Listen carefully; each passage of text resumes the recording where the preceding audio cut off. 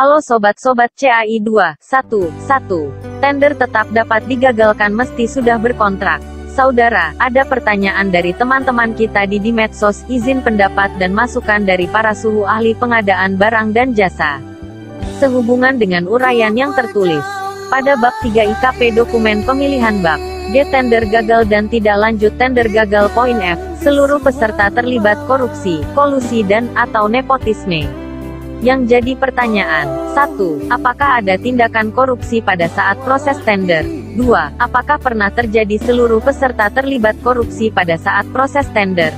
3. Apabila dikemudikan hari setelah proses pelaksanaan kontrak telah selesai dan berdasarkan audit ternyata ada tindakan dari semua peserta melakukan kolusi, apakah tender bisa digagalkan? Mari kita cermati bersama terhadap pertanyaan di atas. 1. Apakah ada tindakan korupsi pada saat proses tender? Pada saat proses tender sangat mungkin terjadinya korupsi, antara lain adalah 1.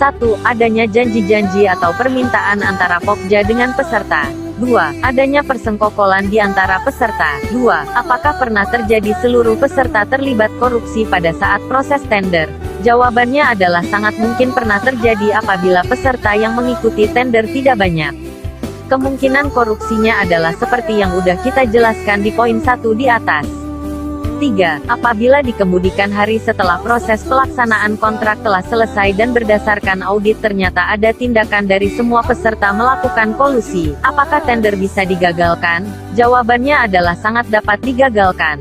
Alasannya adalah berdasarkan ketentuan Mari Lampiran 5 Peraturan Lembaga Kebijakan Pengadaan Barang, Jasa Pemerintah Nomor 12 Tahun 2021 tentang Pedoman Pelaksanaan Pengadaan Barang, Jasa Pemerintah melalui penyedia. Huruf A, model dokumen pemilihan pengadaan jasa konstruksi melalui penyedia terdiri atas 17. Model dokumen pemilihan tender pekerjaan konstruksi, dokumen tender, pasca kualifikasi, 1 file, sistem harga terendah, kontrak gabungan lumsum dan harga satuan. 19. Model dokumen pemilihan tender pekerjaan konstruksi, dokumen tender, pasca kualifikasi, 1 file, sistem harga terendah, kontrak harga satuan.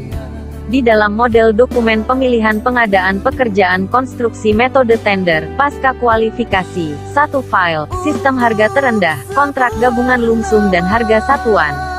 Bab 9. Rancangan kontrak. 2. Syarat-syarat umum kontrak. Angka 44. Pemutusan kontrak oleh pejabat penandatangan kontrak. Angka 44.1 mengesampingkan pasal 1266 dan 1267 Kitab Undang-Undang Hukum Perdata. Pejabat penandatangan kontrak dapat melakukan pemutusan kontrak apabila A. Penyedia terbukti melakukan korupsi, kolusi, dan atau nepotisme, kecurangan dan atau pemalsuan dalam proses pengadaan yang diputuskan oleh instansi yang berwenang.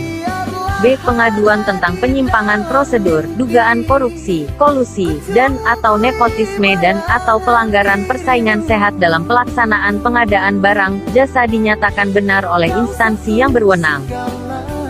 C. Penyedia berada dalam keadaan pilot yang diputuskan oleh pengadilan. D. Penyedia terbukti dikenakan sanksi daftar hitam sebelum penandatanganan kontrak. E. Penyedia gagal memperbaiki kinerja. F. Penyedia tidak mempertahankan berlakunya jaminan pelaksanaan. G. Penyedia lalai, cedera janji dalam melaksanakan kewajibannya dan tidak memperbaiki kelalaiannya dalam jangka waktu yang telah ditetapkan. H. Berdasarkan penelitian pejabat penandatangan kontrak, penyedia tidak akan mampu menyelesaikan keseluruhan pekerjaan walaupun diberikan kesempatan untuk menyelesaikan pekerjaan. I. Penyedia tidak dapat menyelesaikan pekerjaan setelah diberikan kesempatan menyelesaikan pekerjaan.